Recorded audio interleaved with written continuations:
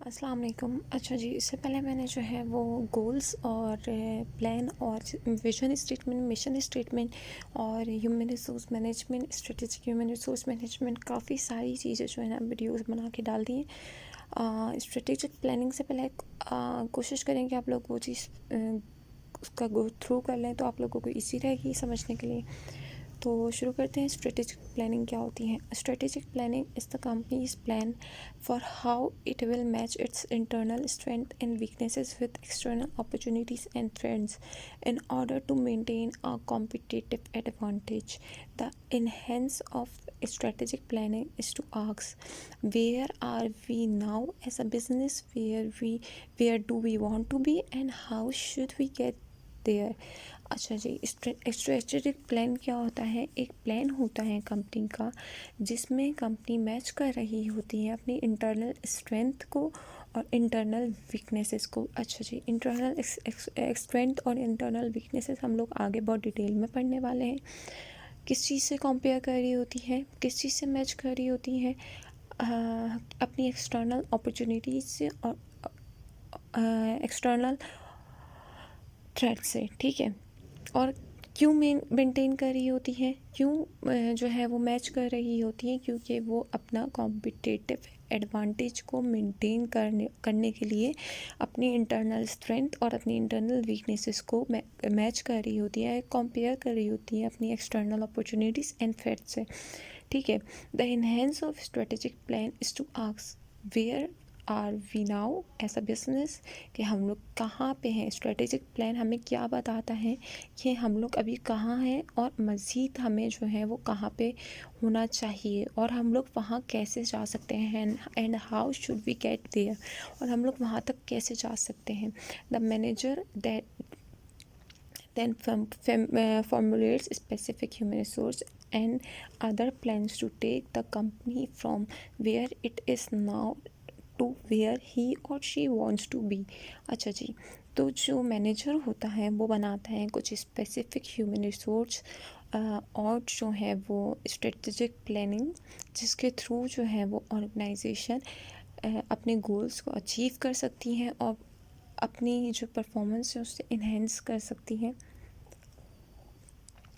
अच्छा, strategic management is the process of identification and executing the organization's strategic plan by matching the company's capability with the demand of its environment.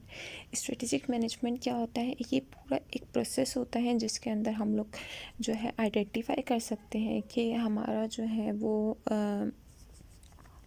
Organisation का strategic plan कैसा है और match कर सकते हैं जो company की कैपेबिलिटी है with the demand of the environment. मतलब कि कंपनी की जो कैपेबिलिटी है वो मार्केट के डिमांड से और इसके एनवायरनमेंट से जो है वो मैच कर रही हैं कि नहीं कर रही। Strategic management process. अच्छा जी, स्ट्रेटेजिक मैनेजमेंट प्रोसेस के जो है वो 7 स्टेप्स होते हैं जिसको आगे हम डिटेल में पढ़ने वाले हैं, तो यहाँ से इसको रीड कर लेते हैं। स्टेप नंबर 1 होता है डिफाइन द करंट बिजनेस।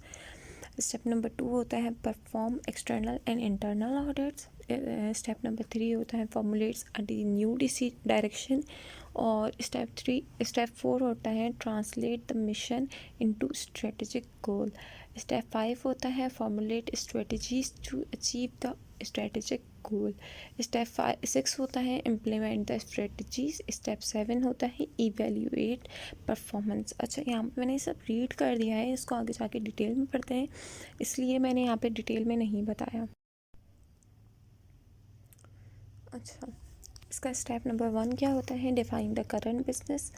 जी, तो the logical place to start is by defining one's current business. Specify what products do we sell, where do we sell them, and how do our products or services differ from our competitors. For example, Rolex versus Casio। ठीक है, यहाँ पे हम लोग क्या बता रहे हैं कि हम लोग जो है पहले ही जो हमारा स्टेप है उसमें हम बताते हैं कि हमारा जो करंट बिजनेस है वो कहाँ पे लोकेट करता है, और हम लोग कौन से प्रोडक्ट्स को सेल करते हैं, कौन से प्रोडक्ट्स को बाय करते हैं, कौन हमसे वो प्रोडक्ट्स ख़रीदता है, और हमारे प्रोडक्ट्स अपने कॉम्पिटिटर्स के मुकाबले में किस तरह से डिफरेंट है।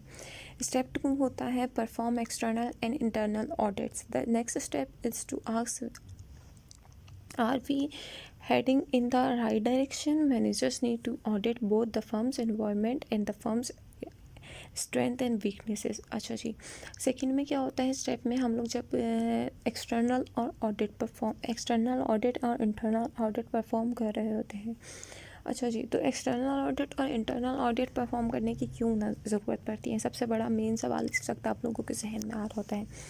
देखिए जी, जब भी हम लोग अपना एक्सटर्नल ऑडिट परफॉर्म कर रहे होते हैं तो हमें पता चल रहा होता है कि हमारे पास क्या क्या स्ट्रेंथ है और हमारे पास क्या क्या अपॉर्चुनिटीज़ हैं, फिर और हमारे पास जो है क्या क्या वीकनेसेस है, क्या क्या हमारे पास थ्रेट है। मतलब कि हमें जो है वो हमारे पास हमारी स्ट्रेंथ क्या हो सकती है, हमारे पास मार्केट लीडरशिप हो सकती है, हमारे पास स्ट्रॉन्ग रिसर्च एंड डेवलपमेंट हो सकती हैं, हाई क्वालिटी प्रोडक्ट्स होती हैं, कॉस्ट एडवांटेज होता है, पेटेंट्स वगैरह हो सकते हैं, हमारे पास अपॉर्चुनिटीज़ क्या हो सकती है, न्यू ओवरसीज़ मार्केट हो सकती हैं, फॉलिंग ट्रेड बैरियर्स हो सकते हैं, कॉम्पिटिटर्स हो सकते हैं, फॉलिंग डाइवर्सिफिकेशन हो सकता है, इकोनॉमिक रिबाउंडिंग हो सकता है। अच्छा जी, वीकनेसेस क्या हो सकती है, हमारी लार्ज इन्वेंट्री, मतलब हमारे पास बहुत सारी इन्वेंट्री हो और excess capacity for market management, turnover, potential spend, market strategy और threats of takeover, low cost foreign competitors, ये सब जो है वो हमारी थ्रेट्स, अपॉर्चुनिटीज़, वीकनेसेस और स्ट्रेंथ हैं जो कि हम लोग फाइंड आउट करने के लिए एक्सटर्नल और इंटरनल ऑडिट परफॉर्म कर रहे होते हैं। फिर इसके बाद होता है Step 3, formulate a new direction. The question now is based on the environmental scan and SWOT analysis. What should our new business be in terms of what products we sell and where will sell them and how our products or services will different from our competitors. अच्छा जी, step number 3 में हम लोग क्या कर रहे होते हैं, हम लोग एक न्यू डायरेक्शन दे रहे होते हैं। किसके थ्रू दे रहे होते हैं, हम लोग एक शॉर्ट एनालिसिस करते हैं। शॉर्ट एनालिसिस क्या होता है, स्ट्रेंथ, वीकनेसेस, अपॉर्चुनिटी, थ्रेट, जो अभी हमने पीछे पढ़ा है।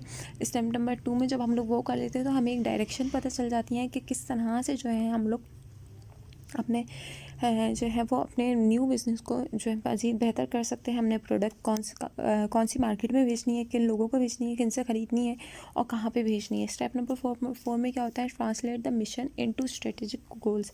Next, translate the mission into strategic objectives at fond. For example, what exactly did making quality job once means for each department in terms of how they would boost quality. The answer is that its manager had to meet strict goals such as no more than one initial defect per 100 cars। अच्छा जी, translate the mission into strategic goals. इसका मतलब ये होता है कि हम लोगों ने अपने मिशन बनाया होता है, हम लोग उसको जो है वो अपनी स्ट्रेटेजिक गोल के अंदर डिफ़ाइन कर रहे होते हैं कि हम लोगों ने कैसे जो है वो जॉब की क्वालिटी और कैसे अपने प्रोडक्ट की क्वालिटी, अपने प्रोडक्ट और सर्विस की क्वालिटी मेंटेन करनी है। यहाँ पे एग्जांपल दी हुई है कि कैसे जो है एक मैनेजर इतना टाइट स्ट्रिक्ट गोल अपना सेट करेगा कि अगर वो 100 कार्स बना रहे हैं तो उसमें से सिर्फ एक ही कार डिफेक्टेड निकल सकती है। मतलब कि इतना अच्छा उन्होंने काम करना है कि जो है वो बिल्कुल भी जो वो क्या कहते हैं, बिल्कुल भी जो है वो एक मतलब डिफ़ेक्ट की तो कोई उम्मीद ही नहीं हो ना, कि आपको ये पता हो कि जब अभी जो भी चीज़ आप मैन्युफैक्चर कर रहे हो वो 100% सही होगी। 10,000 कार्स में से एक कार अगर डिफेक्टेड निकलनी है तो इतना मार्जिन तो होना चाहिए, इससे ज़्यादा नहीं होना चाहिए। फिर इसके बाद है formulate strategies to achieve the strategic goals. Next, the manager chooses strategic courses of action that will enable the company to achieve its strategic goals. For example, what strategies would firm pursue to hit its goal of no more than one initial defective per 100 cards. अच्छा जी, इसमें क्या करते हैं, इसमें जो managers होते हैं वो चूज़ कर रहे होते हैं स्ट्रेटजीज़ कि हम लोग कौन सी जो है वो स्ट्रेटजीज़ अपनी कंपनी में अप्लाई कर सकते हैं, जिससे हम लोग जो है वो अपना स्ट्रेटेजिक गोल जो हमने सेट किया था at the start of the business वो हम अचीव कर सकते हैं। स्टेप नंबर 6 क्या होता है, इम्प्लीमेंट द स्ट्रेटजी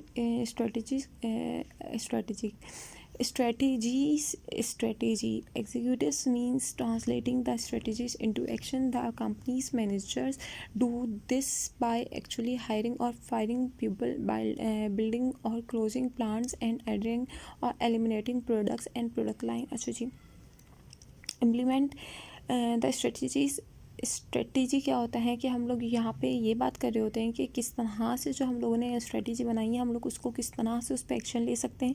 इस पे जो है कंपनी का मैनेजर वो किस तरह से एक्शन ले रहा होता है, वो हायरिंग कर रहा होता है, फायरिंग कर रहा होता है, प्लांट्स को कभी लगा रहा होता है, इंस्टॉल कर रहा होता है, कभी बंद कर रहा होता है, कभी न्यू एक प्रोडक्ट सेट कर रहा होता है, कभी न्यू प्रोडक्ट्स ख़त्म कर रहा होता है।